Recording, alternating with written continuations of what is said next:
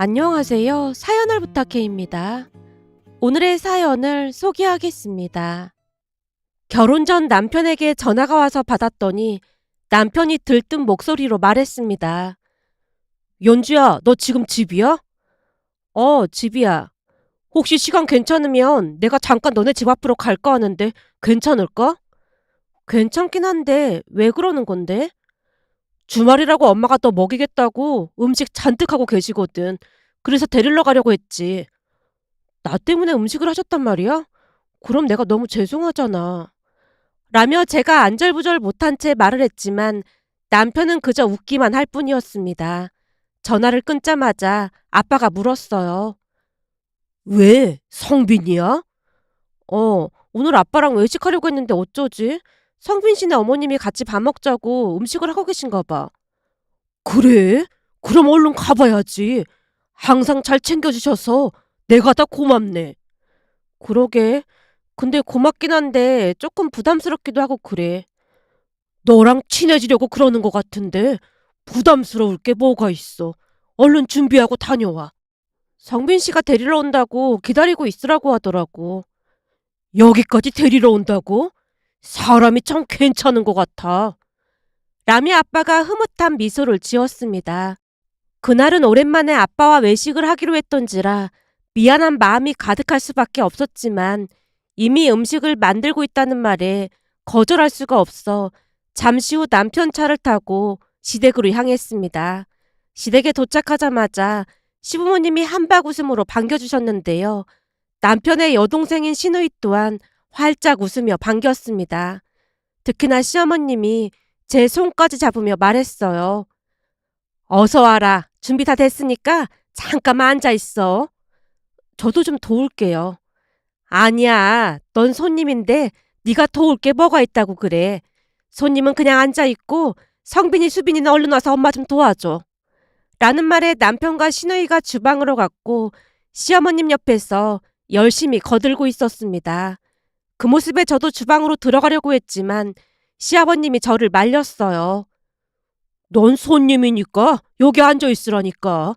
앉아서 내 말동무나 해주렴. 그래, 그냥 거기 앉아서 말동무 해주면서 잠깐만 기다리고 있어.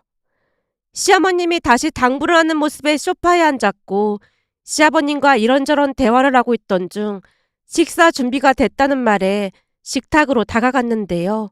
식탁에 음식이 한 상 가득 차려져 있었습니다. 처음 보는 음식도 많아서 눈이 휘둥그레져 있자 시어머님이 다시 말을 꺼냈습니다. 내가 어제부터 내내 준비했는데 입맛에 맞을런지 모르겠다. 특히나 연주가 가지나무를 좋아한다고 하길래 내가 엄청 공을 들였으니까 맛 좀 봐보렴. 라는 시어머님의 말에 가지나무를 집어서 입에 넣고 있자 시댁 가족들 모두 긴장된 표정으로 제 얼굴만 바라보고 있었습니다. 어때? 맛이 괜찮아?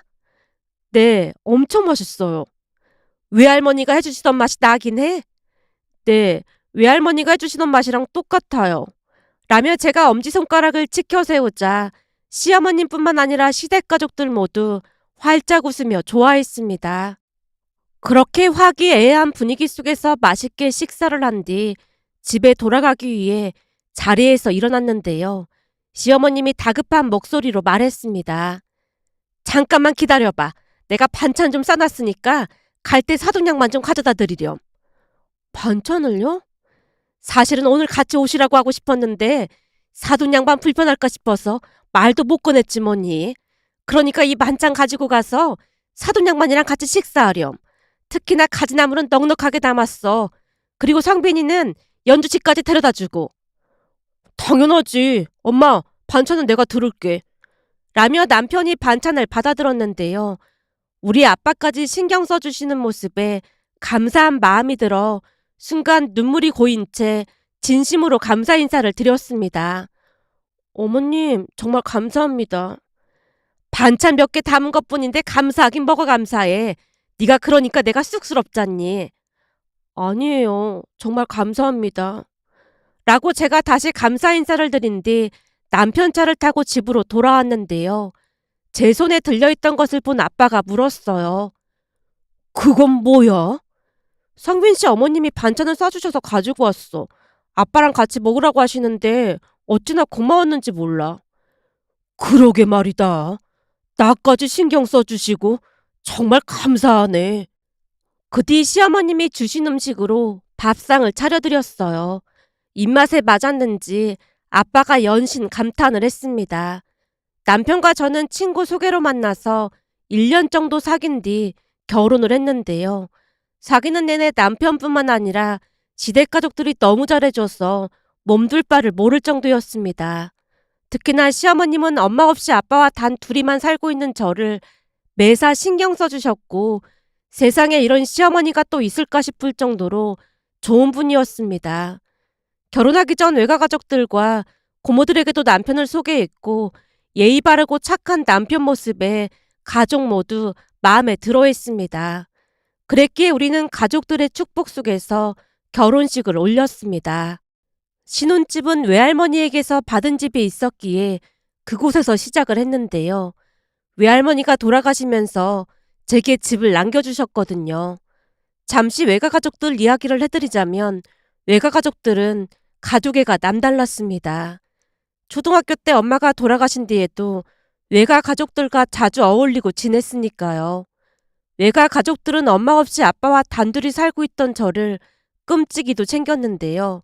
특히나 외할머니가 저를 많이 아끼고 챙겼습니다. 일주일에 두세 번씩 반찬을 해서 가져다 주셨고 모든 행사에도 외가가족들이 함께했어요. 그러다 보니 친가 가족들과 외가 가족들이 같이 만나는 날이 많았는데요. 친가 가족들과 외가 가족들이 워낙 자주 만나다 보니 나중에는 아빠의 재혼 문제를 상의하기도 했지만 아빠가 단호하게 거절을 했고 할머니 두 분이 합심해서 아빠에게 불같이 화를 낸 적도 있었다네요. 정서방, 자네도 새 출발을 해야 한다니까 언제까지 그러고 살 거야? 그래, 사돈 말이 맞다. 연주엠이 떠난 지가 언젠데 이제는 재혼 생각도 해봐야지. 혹시 연주 때문에 그런 거라면 우리가 잘 키울 테니까 걱정하지 말고 자네 인생 찾아가게나. 아직 한참 젊은데 어떻게 혼자 살려고 그래? 아닙니다. 저는 재혼 생각 없습니다. 우리 회사 직원도 사별하고 재혼했는데 하루도 조용할 날이 없다고 하더라고요. 그 모습 지켜보면서 연주를 위해서도 그건 아닌 것 같다는 생각이 들더라고요. 아빠의 생각은 굳건했고 결국 가족들 모두 포기한 채 자주 만나서 시간을 보내곤 했습니다. 그러는 중에도 외할머니는 엄마를 많이 그리워했는데요.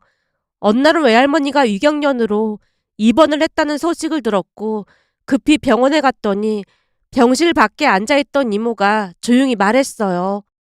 할머니 지금 주무시니까 이따가 들어가 봐. 어디가 아프신 건데?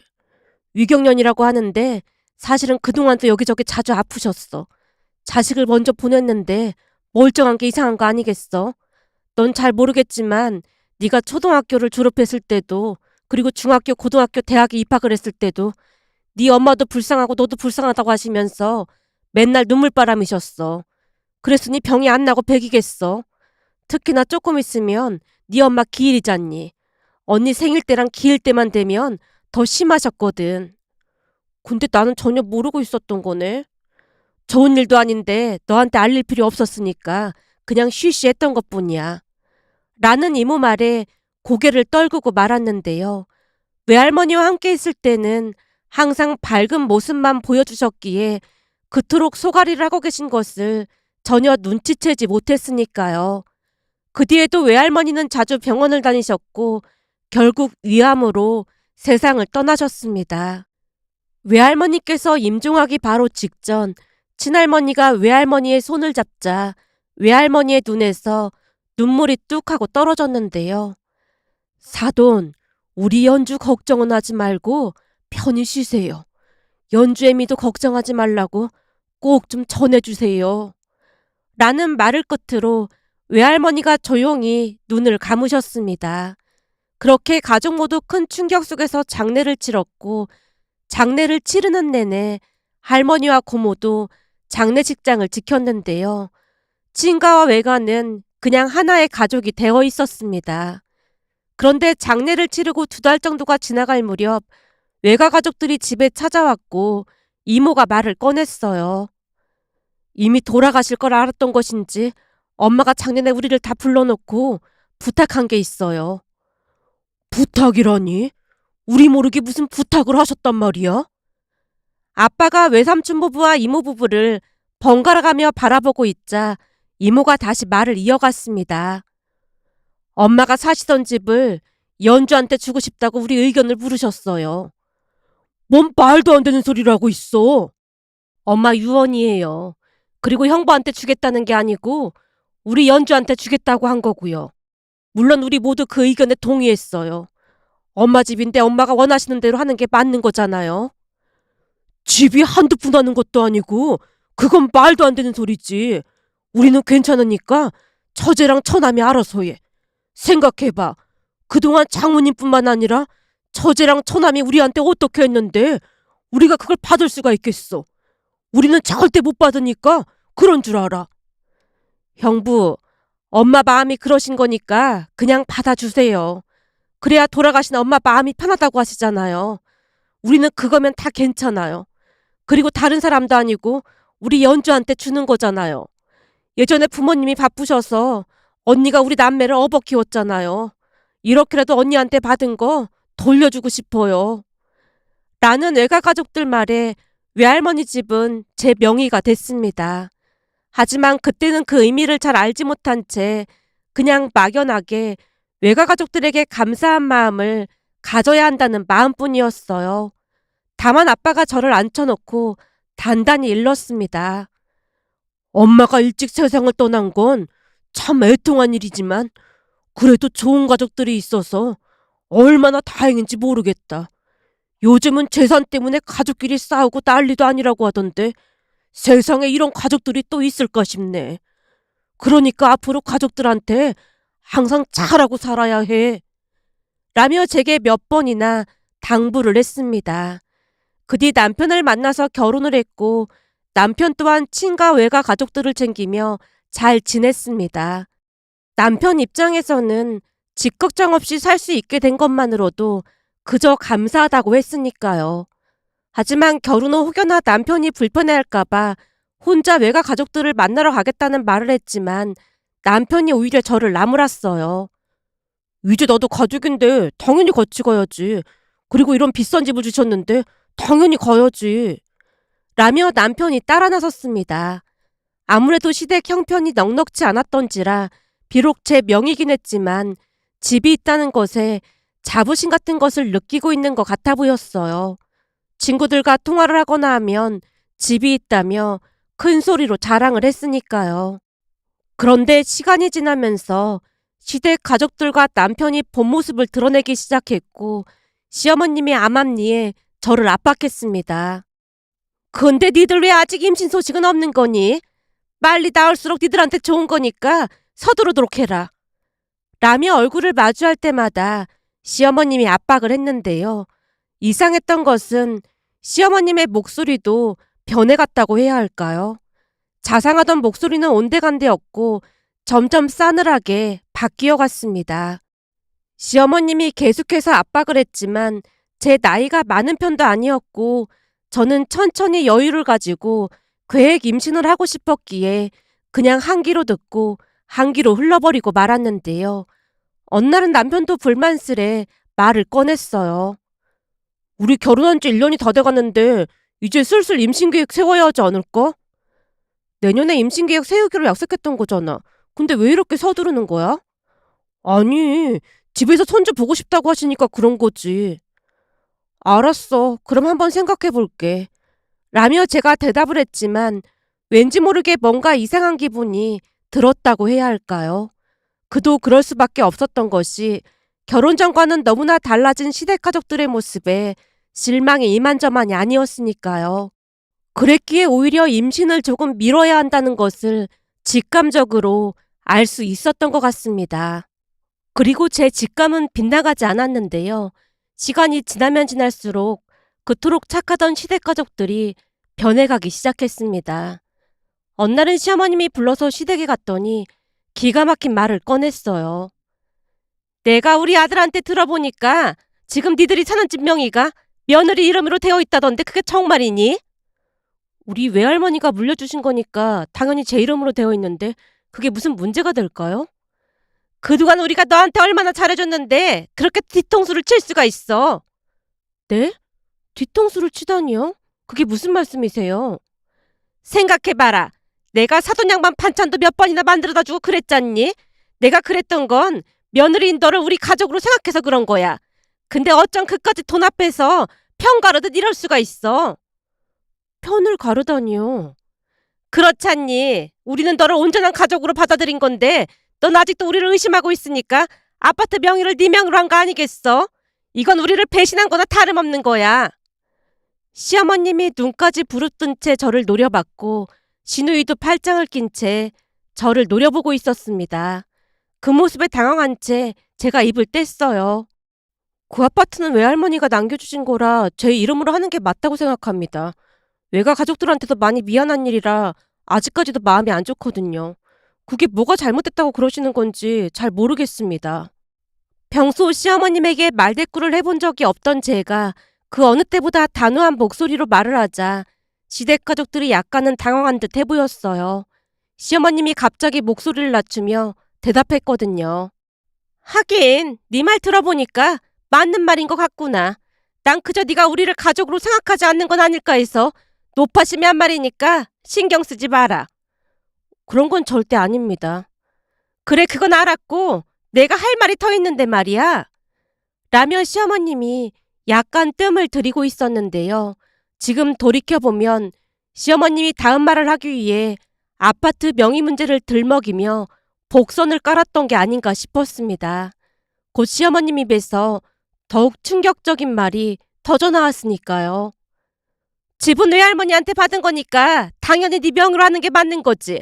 근데 내가 우리 아들한테 듣자 하니까 사돈 양반한테 상가도 하나 있다며? 상가요? 라며 제가 시어머님과 남편 얼굴을 뚫어져라 바라봤는데요. 아빠에게 상가가 있다는 말을 남편에게 말한 적이 없었거든요.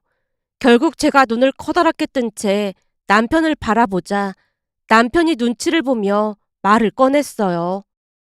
전에 처가댁에서 밥 먹던 중에 장인어른이 상가 때문에 세입자랑 통화하는 걸 우연히 들었는데 나도 그때 처음 알았어. 남편 말에 지나간 일들을 떠올리다가 문득 2달 전쯤의 일이 떠올랐습니다. 그날은 아빠가 같이 식사를 하자며 불렀고 집에 갔더니 닭볶음탕과 남편이 좋아할 만한 반찬이 많이 있었어요. 이걸 다 아빠가 만든 거야? 그런 건 아니고 이 닭볶음탕은 네 고모가 한 거고 이 장어랑은 네 이모가 만들어서 가져다 줬어. 사위사랑은 장모라고 하는데 장모가 없으니 고모랑 이모라도 챙겨야 한다면서 말이야. 그럼 같이 밥이나 먹고 가지 왜 그냥 간 거야? 나도 그러자고 했는데 그럼 김서방이 불편할 거라고 하면서 그냥 갔어. 같이 밥 먹는데 불편할 게 뭐가 있다고 그래. 암튼 이모랑 고모가 정성 들여 만든 거니까 맛있게 먹게나. 라며 아빠가 남편에게 말했고 같이 앉아서 식사를 했는데요. 잠시 후 아빠 휴대폰이 울렸어요. 넌 잠깐만 전화 좀 받고 올 테니까 먹고 있어. 아빠가 거실로 가서 전화를 받았는데 상가 세입자가 아빠에게 상가에 무슨 문제가 있다며 수리를 요청하는 전화였습니다. 전에도 그런 일이 많았기에 저는 그냥 모른 척 밥을 먹었는데요. 아마도 아빠에게 상가가 있다는 사실을 눈치챈 남편 귀가 번쩍했던 모양으로 통화 내용을 전부 엿들었던 것 같습니다. 그때 일을 생각하고 있었는데 시어머님이 다시 말을 꺼냈습니다. 사돈한테 상가가 있다는 말을 우리한테 숨겼던 거니? 네? 숨긴 건 아니고 그걸 굳이 말할 필요가 없었으니까요. 그래도 우리가 가족인데 기본적인 건 알고 있어야 하는 거 아니겠니? 그게 제 것도 아니고 아빠 건데 그걸 왜 말씀드려야 하는 건지 잘 모르겠습니다. 순간 참을 수 없는 불쾌감으로 속이 부글거렸는데요. 제 상가도 아닌 아빠 상가에 대해 시댁 가족들이 왈가왈부하는 것 자체가 이해가 되지 않았으니까요. 결국 불쾌감으로 인해 얼굴이 울그락불그락해졌지만 제 마음을 아는지 모르는지 시어머님이 다시 말을 꺼냈어요. 당연히 우리한테 말을 했어야지. 사실은 우리 딸, 그러니까 네 시누이가 카페를 운영해보는 게 소원이잖니. 그러니까 네가 사돈 양반한테 잘 좀 말해다오. 잘 말해달라니요? 무슨 말씀을 하시는 거예요? 뭐긴 뭐겠어. 사돈 양반이 가지고 있는 그 상가에서 카페를 하고 싶으니까 잘 좀 말해달라는 거 아니겠니? 남한테 세주는 것보다 가족인 우리한테 주는 게 훨씬 낫지 않겠어? 그러니까 네가 사돈 양반한테 말 좀 잘해주렴. 근데 너도 잘 알다시피 사업이라는 게 자리 잡는데 시간이 좀 걸리잖니? 그러니까 한 1년 동안은 보증금이랑 월세 없이 할 수 있게 도와다오. 시어머님이 어찌나 뻔뻔하게 말을 하던지 잠시 넋을 놓고 말았는데요. 제가 넋을 놓고 시댁가족들을 둘러보고 있자 시어머님이 다시 말을 꺼냈습니다. 어때? 남도 아니고 가족인데 그렇게 해줄 거지? 아니요, 그건 힘들 것 같습니다. 뭐? 힘들다니? 너 서운하게 이럴 거야? 어머님, 지금 세입자 계약 기간도 있고 제가 알기로는 꽤 오래 계셨던 걸로 알고 있어요. 그런 분을 내보낸다는 것 자체가 말도 안 되는 거잖아요. 말이 안 될 게 뭐가 있어? 상가 주인이 나가라고 하면 그냥 나가면 되는 거지. 가족이 들어간다고 하고 나가라고 하면 법적으로도 문제 없는 거잖니. 계약 기간이 남았는데 문제가 많이 될걸요? 그리고 설령 계약 기간이 끝났다고 해도 아가씨가 들어가는 건 아닌 것 같아요. 제가 딱 잘라서 거절 의사를 밝혔지만 시어머님이 잔뜩 화가 난 표정으로 따져 물었습니다. 설마 보증금하고 월세 못 준다고 해서 그런 거니? 그럼 우리가 대략이라도 맞춰볼 테니까 사돈 양반한테 말해보렴. 아니요. 다 맞춰주신다고 해도 그건 아닌 것 같습니다. 그럴 돈이 있으시면 그냥 하나 알아보는 게 어떨까요? 제가 다시 단호한 어조로 말을 하자 시댁 가족들 표정이 말이 아니었어요. 하지만 제 입장에서는 거절을 할 수밖에 없었던 것이 시누이는 대학을 졸업 후 취업을 했지만 3개월도 견디지 못하고 때려치우기 일쑤였다고 합니다. 그렇게 2년 넘게 입사와 퇴사를 반복하다가 이제는 취업도 포기한 채 집에 눌러 앉았고 하루하루 백수와도 다름없는 생활을 하고 있었어요. 물론 상가 세입자분이 워낙 좋은 분이었고 계약도 남은 상태였기에 제가 부탁을 한다고 해도 아빠가 정중하게 거절을 했을 테고요. 결국 제가 딱 잘라서 말을 하자 더 이상 말을 꺼내지 않았기에 다행이란 생각을 한 채 집으로 돌아왔는데요. 그 사건이 있은 지 며칠 뒤 퇴근 후 집에 갔더니 남편과 시누이가 치킨을 시켜놓고 맥주를 마시고 있었어요. 뭐야, 당신 오늘 출근 안 했어? 출근했다가 수빈이가 우울하다고 온다고 하길래 반차 내고 왔어. 언니, 왔어요? 시누이 코가 빨개져 있었는데요. 누가 보더라도 취한 듯해 보였습니다. 식탁 밑에 술병이 굴러다니는 모습만 봐도 이미 많이 마셨다는 것을 알 수 있었으니까요. 아가씨, 너무 많이 마신 거 아니에요? 사실은 제가 언니한테 할 말이 있어서 좀 마셨어요. 할 말이라니요? 저 카페 꼭 하고 싶어요. 그러니까 언니가 좀 도와줘요. 그건 그때 이미 다 말한 거잖아요. 세입자 계약 기간이 있어서 절대 안 돼요. 라며 제가 다시 거절을 하자 진우이가 벌떡 일어나더니 제게 소리쳤어요. 남도 아니고 가족인데 그 정도도 못 해줘요? 이게 무슨 가족이야. 남보다 못한 취급을 하는데. 아가씨, 많이 취한 것 같은데 그만 가보세요. 여보, 택시 타고 다녀와. 싫어. 무조건 하게 해달란 말이야. 아가씨, 지금 뭐 하는 거예요? 제가 정색을 했지만 시누이가 다시 소리쳤어요. 그러니까 카페 하게 해줘요. 내가 잘할게요. 아니면 이 집 담보로 대출받아서 카페 할 돈 줘요. 그럼 나중에 내가 다 갚을게. 말이 되는 소리를 좀 하세요. 여보, 내 말 못 들었어? 얼른 택시 불러. 그러니까 그냥 카페 하게 해주자. 내가 장인어른께 말씀드려볼게. 뭐? 당신까지 진짜 이럴 거야? 남도 아니고 시누이면 동생이나 마찬가지인데 좀 도와주면 좋잖아. 이렇게 하고 싶어 하는데 좀 도와주면 안 돼? 당신 말이야. 가끔 그냥 우리를 가족으로 생각 안 하는 것 같아. 라며 남편이 헛소리를 냈고 곧 대충 짐을 싸서 그곳을 나와버렸습니다. 제가 나가는 동안에도 남편은 카페를 차리게 도와달라는 말만을 할 뿐이었어요. 결국 친정으로 갔고 저를 보자마자 아빠가 놀라서 묻는 모습에 그동안 있었던 일을 전부 이야기했는데요. 가만히 듣고 있던 아빠가 충격적인 말을 쏟아냈어요. 사실은 나한테도 계속 전화하고 문자하고 난리도 아니었어. 그게 무슨 말이야? 그러니까 우리 시어머니가 아빠한테도 문자하고 전화를 했단 말이야? 뭐라고 했는데? 라며 제가 아빠 휴대폰을 확인해 봤더니 문자 내용이 가관도 아니었습니다. 사돈 진짜 답답하시네요부터 시작해서 가족끼리 너무 냉정하다, 천벌을 받을 거라는 막말도 서슴지 않고 문자를 남겼더라고요. 그런 문자는 매일같이 계속되었고 제가 놀란 채 아빠에게 물었어요. 이랬는데 나한테 왜 말을 안 했던 거야? 김서방은 괜찮은 사람이니까 그냥 무시하면 될 줄 알았지. 근데 오늘 네 말 들어보니까 이미 돌아올 수 없는 강을 건넌 것 같구나. 그동안은 김서방은 멀쩡해 보이길래 그냥 참고 있었던 건데 김서방까지 그랬다고 하니까 니들 그냥 헤어지는 게 낫겠어. 지금 돌이켜보면 우리 재산을 보고 환심을 사려고 했던 게 분명해.